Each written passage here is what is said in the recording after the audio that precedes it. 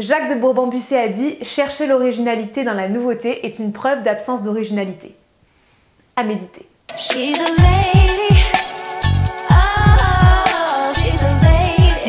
Bonjour à toutes, je suis ravie de vous retrouver aujourd'hui pour une nouvelle vidéo. Aujourd'hui, je vous retrouve pour une deuxième édition d'une vidéo que je vous avais faite il y a un moment. Il y a un moment, je pense que c'était cet hiver, si je ne me trompe pas.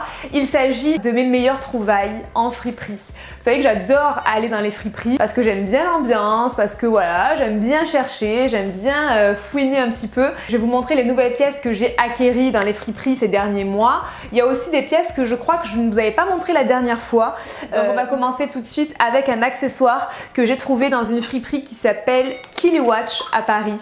Donc il s'agit de ce sac là, je le trouve magnifique, vraiment c'est typiquement les sacs d'époque là, je suis mais trop fan. Un effet un petit peu croco, vous voyez, avec des détails dorés, il a une fermeture comme ça en fait, tac et tac.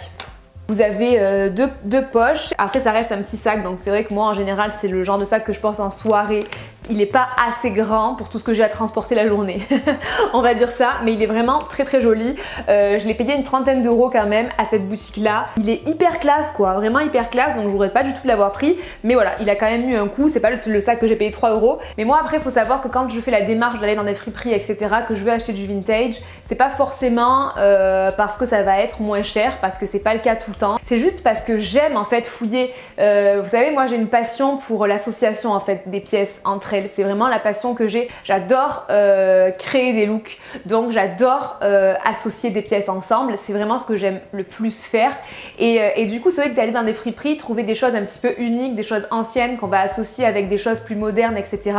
C'est vraiment ça la démarche en fait, c'est trouver un petit peu des pépites, des pièces uniques. Du coup, pour rester avec Kiliwatch, j'avais aussi acheté un pantalon fuchsia que vous avez certainement déjà vu, puisque j'ai fait la belle il y a quelques mois de ça avec ce pantalon sur Instagram. Et en fait, c'est un pantalon que j'adore parce que bon, déjà il est fuchsia, donc voilà, vive la couleur. C'est un pantalon que moi j'aime retrousser en bas. Ce pantalon, je l'aime parce qu'il est extrêmement taille haute, mais vraiment. Et en plus, il est bien serré au niveau de la taille. Et en fait, c'est ça que j'aime bien. C'est qu'il est hyper serré au niveau de la taille. Au niveau des jambes, il est quand même assez large, c'est-à-dire qu'il va pas mouler. J'aime bien ce genre de pantalon pour ma morphologie. Je trouve que c'est idéal, vraiment. J'avais mis une ceinture un peu style boyfriend que je trouvais qui allait parfaitement bien avec. Et avec des petites baskets ou avec des petites chaussures à plateforme, il est vraiment très sympa et j'aime beaucoup la couleur qui est très pop. Et il a des petites pinces aussi au niveau du haut. Enfin bref, j'adore ce genre de pantalon là. Celui-là, je l'avais aussi acheté chez Kiliwatch, je l'avais payé une vingtaine d'euros il me semble. Et ils en avaient de toutes les couleurs.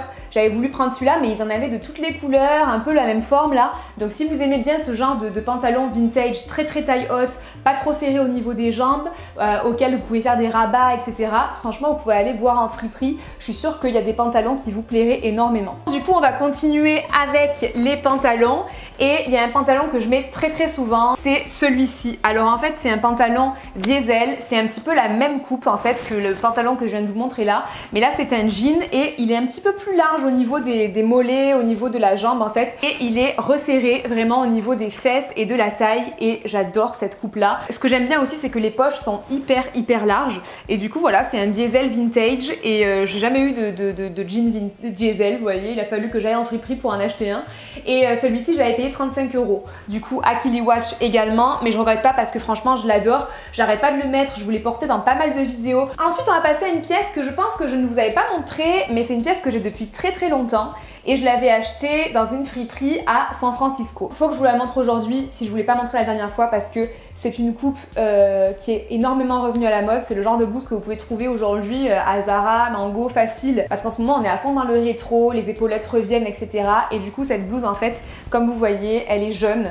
de chez Jaune, des petits boutons en perles trop mignons et en fait elle a des épaulettes et je l'adore en fait, vraiment je l'adore. Alors en plus le jaune c'est une couleur qui est très tendance aussi en ce moment, donc voilà pourquoi il fallait absolument que je vous montre cette blouse. Donc cette chemise je l'ai achetée à San Francisco quand on y est allé avec Rémi en 2012.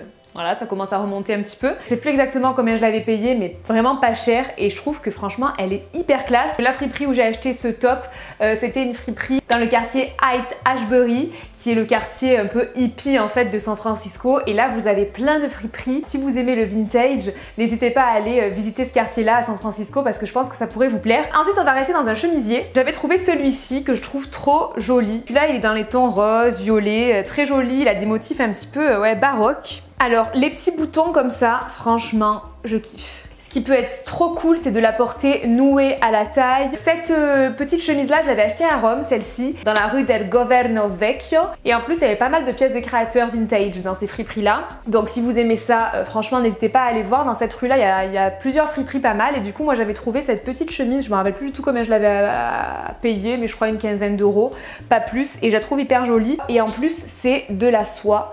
C'est un chemisier 100% soie. Donc franchement, hyper jolie pièce. Dans la même friperie à Rome, j'avais trouvé une petite veste comme ça, couleur verte. Ça, c'est de la laine à 100%. Et je l'avais payé pareil une vingtaine d'euros, il me semble. Alors, elle a des boutons dorés comme ça qui sont juste magnifiques. Elle a des petites épaulettes sympas qui donnent de la carrure.